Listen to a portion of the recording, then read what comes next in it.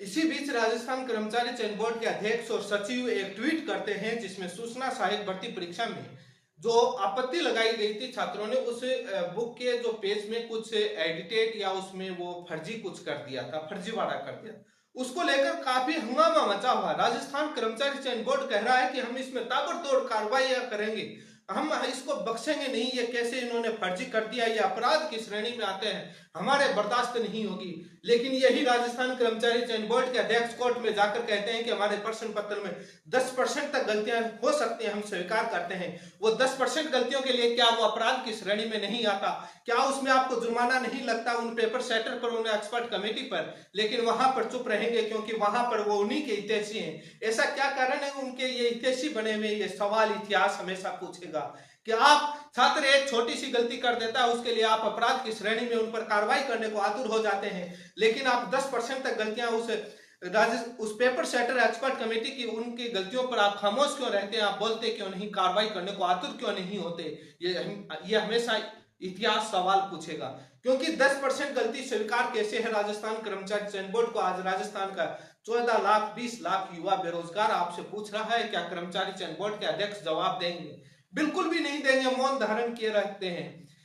Expert committee का खेल, paper setter का खेल पूरी दुनिया जानती है। मैं राजस्थान कर्मचारी चयन बोर्ड के अधिकारियों और कर्मचारियों और अध्यक्ष साहब से पूछना चाहता हूं कि आप इसे एक छोटी सी गलती पर इतने आतुर तो हो गए और बहुत दिनों से लिख रहे हैं। मैंने भी लिखा था, मैंने कहा था कि एक बेरोजगार स्टूडेंट कितना पैसा खर्च करेगा, कितनी बुक खरीदेगा मार्केट से, और आप तो मांगते हैं कि ऑथराइज्ड बुक होने चाहिए, लेकिन आपकी एक्सपर्ट कमेटियां कौन सी मानती हैं? उस पर अपना कभी गिरबान में झांक कर देखेंगे कि अपने पेपर सेटर और एक्सपर्ट कमेटी कितनी ऑथराइज्ड बुक मानती है? एक बार एक्सपर्ट कमेटी का ओपिनियन आप पब्लिक डोमेन पर लाइए, तमाम भर्तियों का आईना दिखा देंगे गिरबान में झांक कर कि कितना आप जो हमसे मांगते कथनी और करनी में आपके कितना अंतर रहता है। ये इतिहास हमेशा सवाल पूछेगा। ये सवाल इसलिए उठ रहा है कि उस एक छात्र कितनी बुकें खरीदता है। जब पेपर आयोजित होता है तो उसके बाद आपत्तियों के लिए तमाम कोचिंग इंस्टीट्यूट, तमाम लोग हैं वो सबूत वायरल करते हैं कि आप इस पर आपत्ति लगा दीजिए। छात्रों के पास इतने, हर किसी के पास अमीर का बेटा नहीं होता है उसके पास 50,000 का लैपटॉप होगा और उसको वो डिजिटल से तमाम चीजें उसमें एडिट करके और उसको निकाल करके और पीडीएफ बना करके वो लगाएगा। आप 3 दिन का समय देते हैं, आपको मालूम होगा। उससे पहले छात्र को पता नहीं होता है कि आप उत्तर क्या मानेंगे। 3 दिन में उसको सारा काम करना होता है और आपके अकॉर्डिंग जो दी हुई मापदंड के अनुसार आप उसको आपत्ति भी लगानी होती है, तभी फाइल अपलोड होती है। तब उसको तमाम जगह से जो सोर्सेस आते हैं वो लगा देते हैं। मैं ये नहीं मानता है कि इस छात्र की गलती नहीं है, गलती है, बट वो अपनी गलती स्वीकार कर लेगा, ध्यान रखेगा। ये कई बार हो जाता है, कोचिंग इंस्टीट्यूट वाले कर देते हैं, लेकिन हजारों आपत्तियां लगती हैं। वो एक्सपर्ट को भी तो ज्ञान होना चाहिए, वो भी तो इतना पढ़ा लिखा है। आप इस गलती पर इतने आतुर हो जाते हैं, कोई दिक्कत नहीं, लेकिन बेसिक कंप्यूटर अनुदेशक में क्या हुआ था? आईआईटी के प्रोफेसर फेल हो गए थे, एनआईटी के प्रोफेसर फेल हो गए थे, सीएसआईआर यूजीसी नेट के वैज्ञानिक फेल हो गए थे। उस समय के अध्यक्ष और सचिव क्या कर रहे थे? कौन है उसके लिए जिम्मेदार? क्या कार्रवाई करी? उसके बाद कोर्ट कमेटी गठित करने का आदेश देती है, उसके बाद कमेटी गठित होती है, वो उत्तर बदले जाते हैं। उन छात्रों के 10 लाख से ज्यादा रुपया खर्च हुआ था कोर्ट में। क्या वो बोर्ड उन छात्रों के 10 लाख रुपए देगा?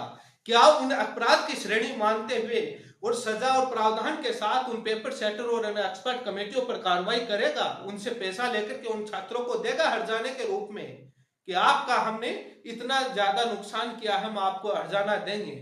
नहीं बोलेंगे। उनके हितैषी हैं। बेसिक कंप्यूटर ही क्यों बात करते हैं, आपके ग्राम सेवक भर्ती में हाईकोर्ट की सिंगल बेंच ने फैसला दिया, आप डबल बेंच में तो चले गए अध्यक्ष जी।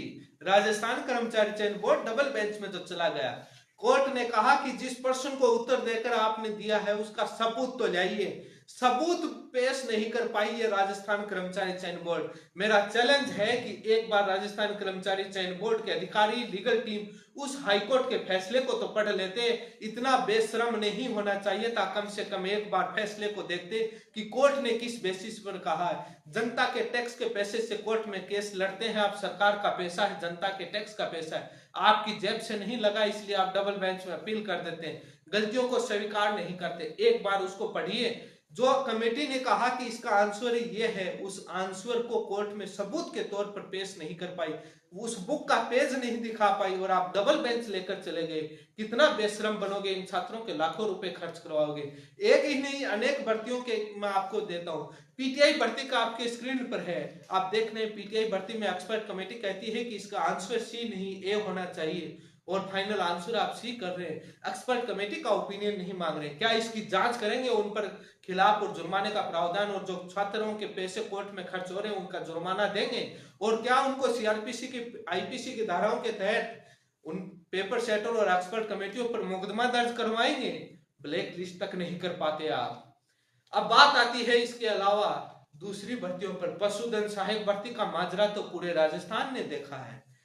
राजस्थान हाईकोर्ट खंडपीठ ने क्या कहा था चेयरमैन साहब और सचिव साहब, उस फैसले को आप पढ़ोगे बेरोजगारों के, आपकी तानाशाही को लेकर।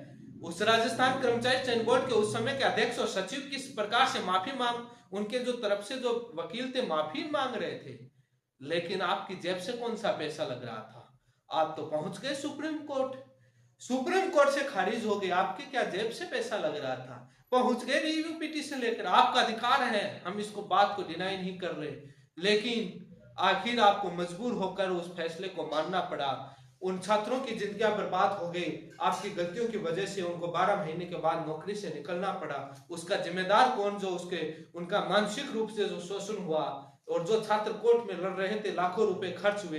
क्या उन पेपर सेटर और एक्सपर्ट कमेटियों पर कार्रवाई करेंगे? आप पैसा देंगे, जुर्माना लगाएंगे, आईपीसी धाराओं पर आप अपराध की श्रेणी में मुकदमा दर्ज करें? कभी नहीं करेंगे, क्योंकि उनके आप हितैषी बने हुए। ये आलोचना नहीं, ये आपके सामने जीते जागते उदाहरण है, जिसको आप जीवित मक्खी के रूप में निकल रहे हैं। ये युवा कैसे बर्दाश्त करेगा? कम से कम आप इतना ट्विटर पर लिखते हैं, आप सजग हैं, तो कम से कम एक बार हाईकोर्ट के फैसले आप स्वयं पढ़िए। मुझे मालूम है कि आप पढ़े लिखे हैं, आप समझदार हैं, बहुत अच्छे इंसान हैं। कम से कम आप पढ़ करके यूज योर माइंड, और माइंड को अप्लाई कीजिए कि क्या प्रश्न था, कमेटी क्या कह रही है, छात्रों का क्या कहना है।